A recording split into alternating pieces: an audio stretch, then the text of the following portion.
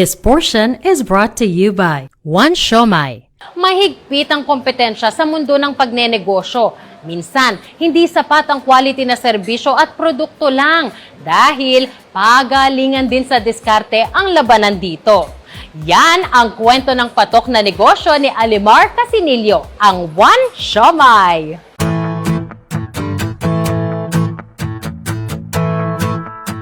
Ako po pala si Alimar Turing Casinillo, ang owner ng Dimjoy Frozen Food Trading at manufacturer ng One Siomai. Kadalasan, ang pinakamagagandang success stories mayroon ding mapait na pinagdaanan. Hindi naiiba rito ang istorya ng negosyanteng si Alimar Casinillo at ang kanyang frozen dim sum business na One Siomai. Hindi mabilang ng mga hamon ang pinagdaanan ni Alimar para maumpisahan ang kanyang negosyo. Kasama na rito ang pagiging palaboy sa Maynila. Sa Metro Manila, sa Manila, naging palaboy po ako. Sa pagiging pulubi, doon ko po na uunawaan yung mga bagay na balang araw na magiging successful ako na negosyante. We work hard to achieve my goals. Mag-establish ako ng frozen food product. Ito na nga ngayon ang One Siomai. Lumaki po ako sa Villahermosa, Cauayan, Masbate. Dahil po nga, ang aming pamilya, mahirap, isang kahig, isang tuka lang po kami doon. Maraming tao na walang sa amin, walang tiwala, kasi nga dahil isa kaming mahirap dati. Parang dinadown kami doon pagdating at that time. So, nung year 2012 po, po ako na makipagsapalaran sa Manila. Naging pulubi po ako pagdating dito. Ang hinihiling ko po lagi sa Diyos ay magkakaroon ako ng tao na marunong mag-handle dito sa akin sa Manila. Tinuturuan din po ako ng buhay Manila. Din, yun nga po, ibinigay ng Diyos sa akin yung taga-Krami. Nag-start po ako doon sa pagtrabaho sa kanila sa Tapsilogan. Pero ang lahat ng paghihirap ni Alimar, unti-unting nagbunga nang maabot niya ang tinatarget na kapital para makapag-umpisa ng negosyo. Naging masinop din po ako noon. Sa bawat sahod, iniipon ko po yun. Nung nakapag-put up na po ako ng 100,000, so we tried to establish Dimjoy Frozen Food Trading year 2016. So yun, doon po nag-start. Nakita ko po ang potential sa foods. At ang kanyang negosyo mabilis na lumago dahil ang One Siomai nabibili na ngayon sa iba't ibang sulok ng bansa. Ang One Siomai, from the homemade, nagkaroon siya ng rebranding pagdating sa market. Kasi meron na din po kami nagkikiter as mga nag-order reseller, din dealer, etc. Marami na rin po pumapasok sa amin na yung nagpo-food cart vendor, palengke, reseller. Yun po yung mga pinapasok namin. Din meron na din po yung naging distributor sa designated area. So, ang ating available ngayon, yung One Siomai nag-start nga sa isang flavor noon. Ngayon, meron na tayong 10 flavor of items.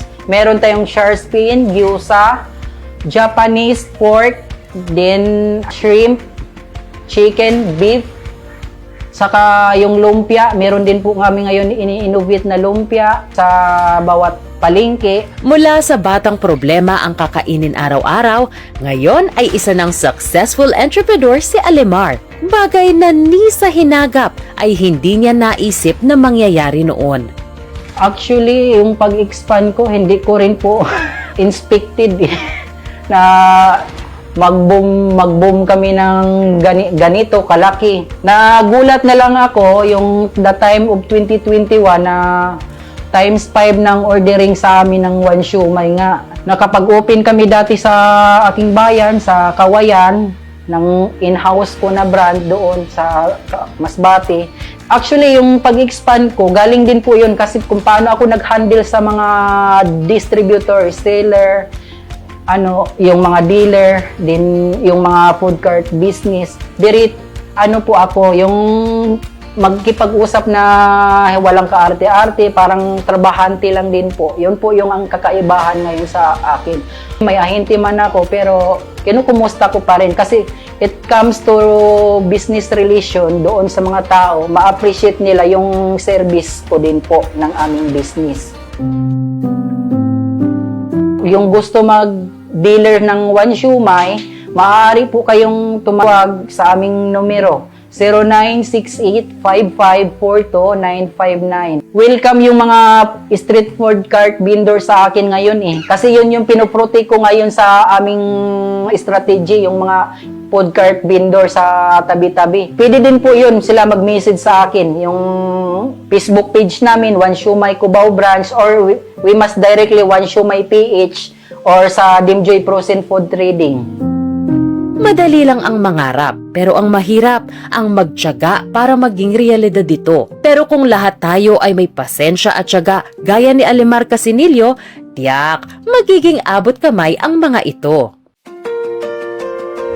Muli, ako po si Alimar Turing Casinillo, ang owner ng Dimjoy Frozen Food Trading at Manufacturer ng One Siomai. Sabay-sabay po tayong umasenso sa buhay at negosyo.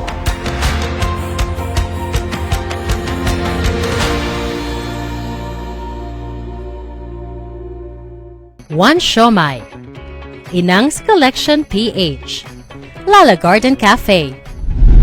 Hindi madaling maabot ang tagumpay o success, pero kung armado ng kaalaman at determinasyon, katulad ng ipinakita ng mga ka-entrepreneurs na na-feature natin ngayong linggo, darating ang panahon na maaabot din natin ito.